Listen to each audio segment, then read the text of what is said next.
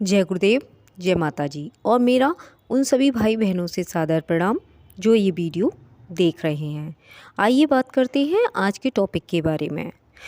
उससे पहले मैं आपसे एक रिक्वेस्ट करती हूँ कि इस चैनल को सब्सक्राइब करें और वीडियो को ज़्यादा से ज़्यादा शेयर करें, जिससे योग में प्रयासरत देवतुल्य आत्माएं जो कुंडलिनी जागरण करना चाहती हैं वह सही मार्गदर्शन ले सकें।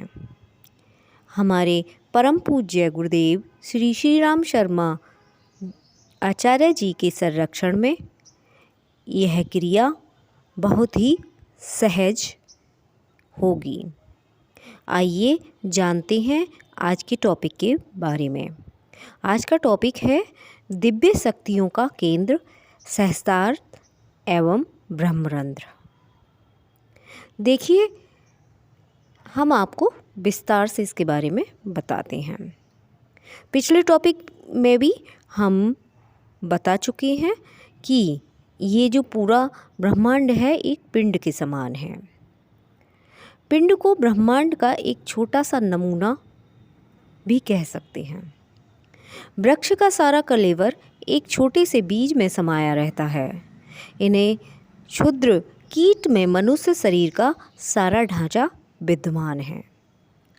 सौरमंडल के ग्रहों का पारस्परिक आकर्षण और क्रियाकलाप जिस प्रक्रिया से चलता है उसकी एक नन्ही सी प्रक्रिया परमाणु परिवार के इलेक्ट्रॉन, न्यूट्रॉन आदि प्रदर्शित करते हैं। इसी प्रकार समस्त ब्रह्मांड मनुष्य देह पिंड में एक लघु कलेवर में दृष्टिगोचर होता है। हमारी इसी छोटी सी देह में वह सब कुछ विद्यमान है जो इस निखिल विश्व ब्रह्मांड में उपस्थित दृश्य और अदृश्य इकाइयों में पाया जाता है। इस पृथ्वी की समस्त विशेषताओं को भी हम अपनी इस नन्ही सी देह में विद्यमान देख सकते हैं। पृथ्वी की समस्त शक्तियों, विशेषताओं और विभूतियों के उसके संतुलन बिंदु उत्तरी और दक्षिणी ध्रुव हैं। यहीं से सूत्र संचालन होता है, जिसके कारण ये धरती एक सजीव पिंड एवं अगणित जीवधारियों की क्रीड़ा स्थली बनी हुई है। यदि ध्रुवों की स्थिति में किसी प्रकार आघात पहुंच जाए या परिवर्तन उपस्थित हो जाए तो फिर इस भूमंडल का स्वरूप बदलकर कुछ और ही तरह का हो जाएगा। कहा जाता है कि किसी ध्रुव के संतुलन केंद्र बिंदु पर यदि एक घूंसा मार देने जितना आघात भी पहुंचा दिया जाए तो ये पृथ्वी अपनी कक्षा से लाखों करोड़ों मील इधर उधर हट जाएगी और तब दिन रात्रि, ऋतु वर्षा, सर्दी गर्मी आदि का सारा स्वरूप ही बदलकर किसी दूसरे क्रम में परिणत हो जाएगा। यह छोटा सा घूंसा आघात भूपिंड को किसी अन्य ग्रह नक्षत्र से टकराकर चूर चूर हो जाने की स्थिति में डाल सकता है। कारण स्पष्ट है कि ध्रुव ही तो धरती का सारा नियंत्रण करते हैं और उन्हीं की शक्ति संस्थान कठपुतली की तरह इस भूमंडल को विभिन्न क्रियाकलाप करने की प्रेरणा एवं क्षमता प्रदान करते हैं। दोनों ध्रुव ही तो उसकी क्रिया और चेतना के केंद्र बिंदु हैं। जिस प्रकार पृथ्वी में चेतना एवं क्रिया उत्तरी दक्षिणी ध्रुव से प्राप्त होती है, उसी प्रकार मानव पिंड देह के भी दो ही अति सूक्ष्म संस्थान हैं। उत्तरी ध्रुव है ब्रह्मरंध्र, मस्तिष्क, सहस्त्रार्थ, कमल और दक्षिणी ध्रुव है सुषुम्ना स्थान, कुंडलिनी केंद्र, मूलाधार चक्र। पौराणिक गाथा के अनुसार क्षीर सागर में शस्त्र फन वाले शेषनाग पर विष्णु भगवान शयन करते हैं। यह क्षीर सागर मस्तिष्क में भरा सघन श्वेत परमाणु सघन श्वेत सरोवर ही है। सहस्त्रार्थ कमल एक ऐसा परमाणु है जो अन्य कोषों की तरह गोल न होकर आरी के दांतों की तरह कोण कलेबरों से आवेष्टित है। इन दांतों को स्वफल कहते हैं। चेतना का केंद्र बिंदु इसी ध्रुव कण में प्रतिष्ठित है। चेतन और अचेतन मस्तिष्कों के अगणित घटकों को जो इंद्रियजन्य एवं अतीन्द्रिय ज्ञान प्राप्त होता है, उसका आधार यही ध्रुव, विष्णु चक्र अथवा सहस्त्रार कमल है। ध्यान से लेकर समाधि तक और आत्मचिंतन से लेकर भक्ति योग तक की सारी आध्यात्मिक साधनाएं तथा मनोबल, आत्मबल एवं संकल्पजन्य सिद्धियों को केंद्र बिंदु इसी स्थान को माना गया है। दक्षिणी ध्रुव सहस्त्रार चक्र मस्तिष्क के मध्य में अवस्थित बताया गया है। सिर के मध्य में 1000 पंखुड़ियों का कमल है, उसे ही सहस्त्रार चक्र कहते हैं। उसी में ब्राह्मी शक्ति या शिव का वास बताया गया है। यहीं आकर कुंडलिनी शिव से मिल गई है। यहीं से सारे शरीर की गतिविधियों का उसी प्रकार संचालन होता है जिस प्रकार पर्दे में बैठा हुआ कलाकार उंगलियों को गति देकर कठपुतलियों को नचाता है। इसे आत्मा का स्थान आदि कहते हैं। विराट ब्रह्मांड में हलचल पैदा करने वाली सारी शक्ति सूत्र और विभाग इसी सहस्त्रार के आसपास फैले पड़े हैं। शास्त्रों में कुंडलियों को अनेक शक्तियों और सिद्धियों का प्राण कहा गया है। सुषुप्त पड़ी कुंडलिनी को जागृत कर लेने वाला इस लोक का अनंत ऐश्वर्य का स्वामी माना जाता है। भारतवर्ष में इस विद्या की शोध की गई है।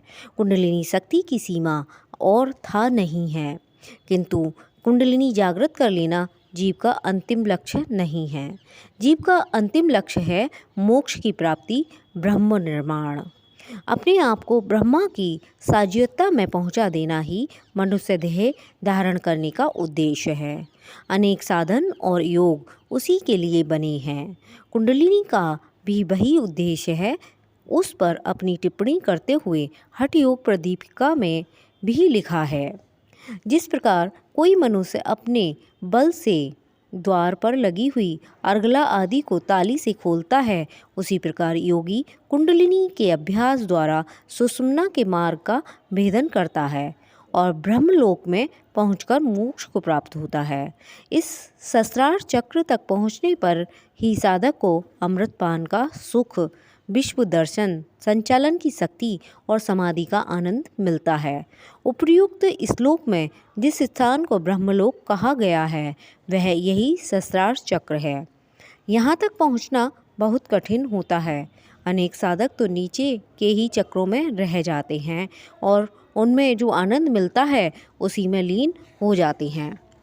इसीलिए कुंडलिनी साधना द्वारा मिलने वाली प्रारंभिक सिद्धियों को बाधक माना गया है।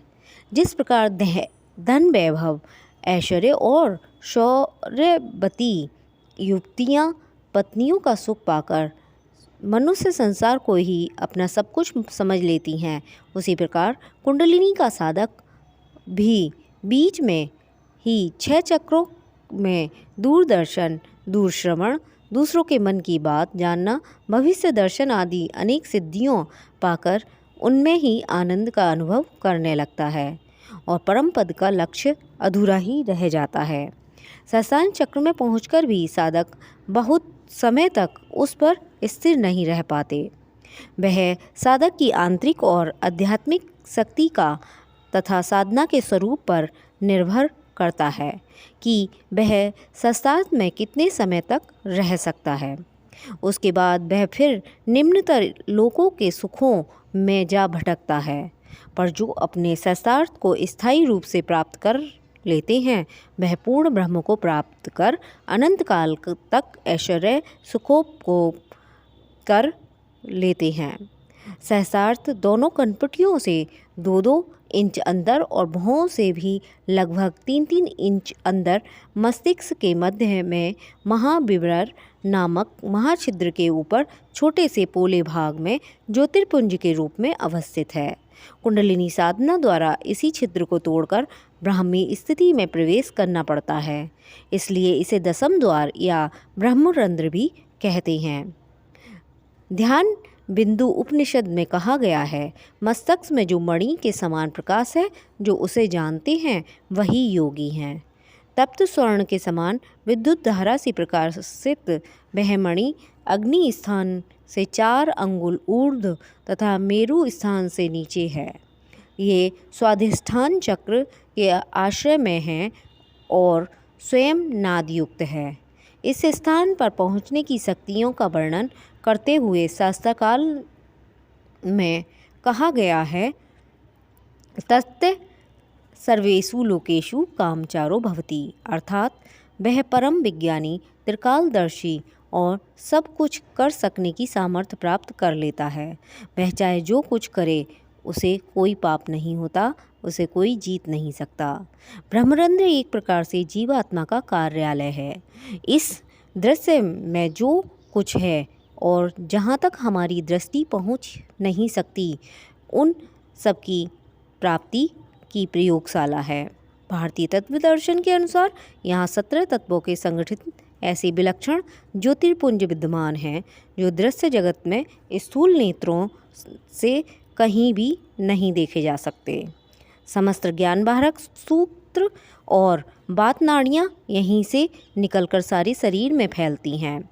सूत्रात्मा इसी भास्कर श्वेत दल कमल में बैठा हुआ चाहे जिस नाड़ी के माध्यम से शरीर के किसी भी अंग को आदेश, निर्देश और संदेश भेजता है तथा प्राप्त करता रहता है, वह किसी भी स्थान में हलचल पैदा कर सकता है। किसी भी स्थान की बिना किसी बाह्य उपकरण के सफाई और प्राण वर्षा आदि जो हम सब नहीं कर सकते, वह सब कुछ कर सकता है। यह सब ज्योतिपुंजों के स्फुरण, आकुंचन, प्रकुंचन आदि से होता है। नाक, जीभ, नेत्र, कर्ण, त्वचा, इन सभी स्थूल इंद्रियों को यह प्रकाश गोलक ही काम कराते हैं और उन पर नियंत्रण सहस्त्रार्थवासी परमात्मा का होता है। ध्यान की पूर्णावस्था में यह प्रकाश टिमटिमाते जुगनू, चमकते तारे, चमकीली कलियाँ, मोमबत्ती आदि या पूर्ण चंद्रमा आदि के प्रकाश सा झलकता है। धीरे धीरे उनका दिव्य रूप प्रतिभासित होने लगता है।